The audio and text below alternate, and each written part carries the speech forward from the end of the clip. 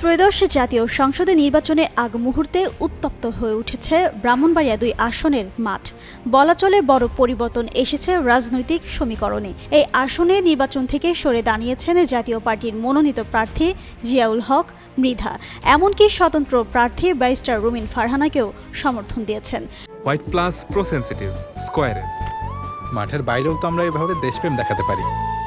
সোমবার রাত ১১টায় সরাইল উপজেলার শাহবাজপুরে রুমিন ফারহানার নির্বাচনী কার্যালয়ে আয়োজিত এক যৌথ সংবাদ সম্মেলনে এ ঘোষণা দেওয়া হয়।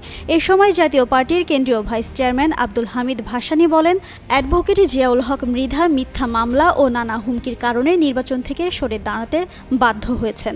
এমন অবস্থায় দলের মহাসচিব শামীম হায়দার পাটোয়ারির নির্দেশে তারা ব্যারিস্টার রুমিন ফারহানার পক্ষে কাজ করার সিদ্ধান্ত নিয়েছেন। আরও বলেন, ৫ আগস্ট পরবর্তী সময়ে জাতীয় পার্টির ওপর যখন হামলা ও অগ্নিসংযোগ করা হয়েছিল তখন রুমিন ফারহানা সাহসের সঙ্গে এর প্রতিবাদ জানিয়েছিলেন।